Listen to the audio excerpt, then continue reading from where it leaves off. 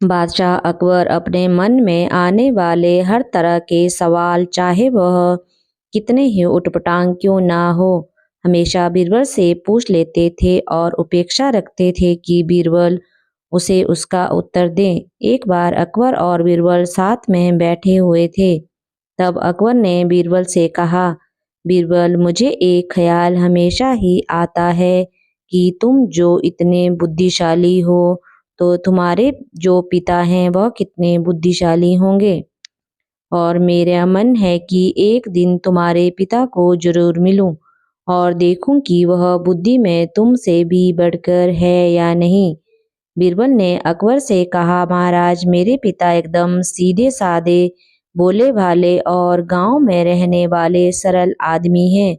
उनसे मिलकर आपको कुछ भी हासिल नहीं होगा, इसलिए अच्छा होगा आप उनसे मिलने का ख्याल छोड़ दें। अकबर को लगा बीरबल शायद इसलिए अपने पिता से मिलवाना नहीं चाहता क्योंकि हो सकता है उसके पिता उससे भी ज्यादा बुद्धिशाली हो और अपने से ज्यादा बुद्धिशाली व्यक्ति को मेरे सामने लाकर वह अपना महत्व कम नहीं करना चाहता होगा। अकबर ने बीरबल की एक ना सुनी और उसे हुक्म दिया कि अगर 8 दिनों में उसने अपने पिता से उन्हें नहीं मिलवाया तो परिणाम अच्छा नहीं होगा।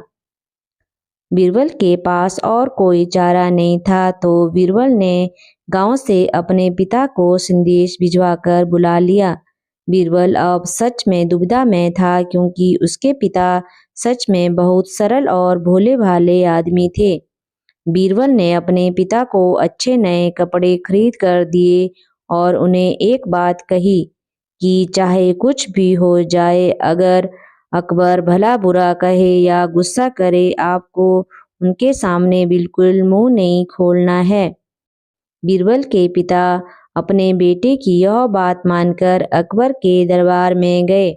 उनको देखते ही अकबर ने पहचान लिया कि वह बीरबल के पिता हैं, लेकिन सिर्फ बात शुरू करने के लिए अकबर ने कहा, क्या आप ही बीरबल के पिता हैं? बीरबल के पिता बिना कुछ बोले वहीं पर शांति से खड़े रहे, जैसे उन्हें अकबर की भाषा समझ में ही नहीं आई हो। अकबर ने एक के बाद एक नए सवाल किए। आपके गांव का नाम क्या है? गांव में सभी लोग कैसे हैं? इस साल बारिश हुई या नहीं और फसल कैसी है? लेकिन बीरबल के पिता अपने बेटे के समझाए अनुसार एक भी शब्द नहीं बोले। अकबर को गुस्सा आ गया और वह बड़बड़ाने लगा, कैसे मूर्ख से आज पाला पड़ा है।